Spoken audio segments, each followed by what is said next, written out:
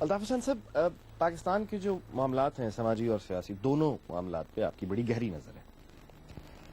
اب جس کہا جاتا ہے کہ پاکستان ایک بڑے نازک دور سے گزر رہا ہے، اس میں میں یہ جاننا چاہوں گا کہ آپ سے کہ انتہاؤں کی باتیں ہونے لگی ہیں.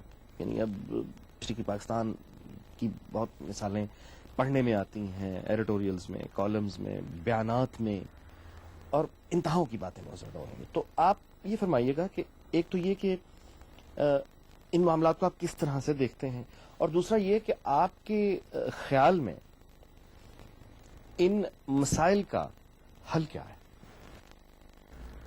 حالات ملک کے واقعتاً بہت نازک ہیں. اس کی ایک بہت بڑی تفصیل ہے، ٹائم کی قلت ہے، ورنہ کسی اور وقت اگر انیق ناجی صاحب موقع دیا تو انشاءاللہ صرف اسی ٹاپک پہ کہ نازک سے مطلب کیا ہے تو اس پہ ہی کافی لمبی بات ہو سکتی ہے، بہت ثبوت اور ٹھوس ثبوت کے دلائل کے ساتھ. تو اب ہم کل کہتے تھے کہ بھائی یہ مت کرو، یہ حرکتیں بند کرو، یہ غلط حرکتیں بند کرو، فلاں غلط حرکت بند کرو، ملک کی سلامتی کو خطرہ ہے، ملک کو نقصان ہے، ملک سانہ مشرق پاکستان کی طرف سے ایک دفعہ پھر خدا نہ خواستہ کہیں دو چار نہ ہو جائے، طاقت کا استعمال، جمہوریت کا خاتمہ نہ کرو، طاقت کا ہر مسئلے کے حل میں گولی بارود اور طاقت کا استعمال نہ کرو، بیٹھ کے بات کرو، ڈائلاگ کرو، نیگوسیشنز کرو. تو اس وقت کہتے تھے الطاف حسین ملک توڑنے کی بات کر رہا ہے. چلے آج اتنا تو اب ان کو اندازہ ہوا نا، اب ان کو معلوم ہے نا کہ اگر خدا نہ خواستہ اب یہ پاکستان سے محبت میں نہیں کہہ رہے ہیں، یہ جو الفاظ اب یہ لوگ کہہ رہے ہیں، یعنی دوسرے لوگ جو ہم پر الزام لگاتے تھے پاکستان دشمنی کا کہ یہ ملک ٹوٹنے کی بات کرتا ہے، میں نے توڑنے کی بات نہیں کی. مجھے جو نظر آتا ہے یا میرے ساتھی جو ڈسکس کرتے ہیں، جس انالیسس پہنچتے ہیں کہ اگر ان غلط راستوں میں ملک چلا تو ملک کا انجام مستقبل بھیانک ہوگا، خطرناک ہوگا، اور خاکم بدن ملک ٹوٹ بھی سکتا ہے. آج یہ جو کہہ رہے ہیں ٹوٹنے کا جو خدشہ کر رہے ہیں، یہ صرف اس لیے کر رہے ہیں کہ ٹوٹ گیا تو پھر ہماری جاگیر کا کیا ہوگا، ہمارے محلوں کا کیا ہوگا، شوگر ملوں کا کیا ہوگا، سیمنٹ کی فیکٹریوں کا کیا ہوگا، اور اربوں خربوں کی جائیداد کا کیا ہوگا. ان کو اس کی زیادہ فکر ہے کہ یہ سلامت رہے تو ان کے مل بھی سلامت رہیں گے. ان کی محبت میں نہیں کہہ رہا یہ بات.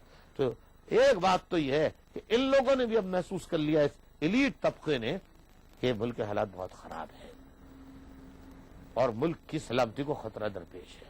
اسی پہ تو میں بار بار کہہ رہا ہوں کہ leave it all the differences aside, بالکل اس کو ایک کونے میں ڈال دیں، کسی جگہ بند کر دیں، سب بیٹھیں.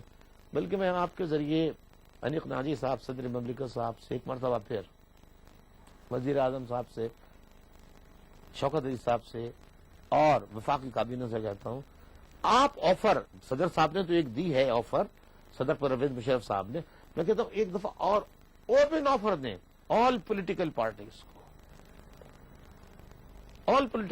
کو کہ اس وقت ناردرن ایریاز میں جو صورتحال ہے، جس طرح جنگ وہاں پہ حالت جنگ میں ہے، وہ اس کے علاوہ بلوچستان کی صورتحال خراب ہے، وہاں پہ اچھی صورتحال نہیں ہے.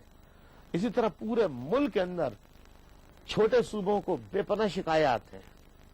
وقت کا تقاضا ہے کہ اب ہم باقی ماندہ ملک کو بچانے کے لیے سب مل کے بیٹھیں، ایک دوسرے کو برداشت کریں، ایک دوسرے کی بات سنیں. ہم فریڈم آف اسپیچ کا جو مطلب ہوتا ہے یہ نہیں ہوتا ہے کہ صرف مجھے آزادی ہے بولنے کی.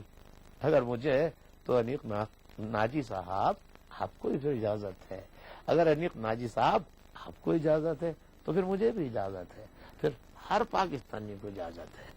تو سب بیٹھیں اور حل نکالیں. واقعتاً اللہ ملک پر رحم کرے، ملک کے حالات ٹھیک نہیں ہیں. الطاف حسین صاحب، آپ نے ملاقات کے لیے وقت دیا، آپ کا بہت بہت شکریہ. بہت شکریہ انیق ناجی صاحب، آپ کا بھی. آپ تشریف لائے اور آپ نے مجھے موقع دیا. میں نے سچائی کے ساتھ اپنے پاکستانیوں تک، پاکستانی بھائیوں تک، ماں بہنوں بزرگوں تک، 16 کروڑ عوام تک، ایلیٹ تک نہیں، اپنے محروم مظلوم 98% غریب عوام تک ایم کیو ایم کو منشور پیغام پہنچایا. یہ موقع دینے کا بہت بہت شکریہ.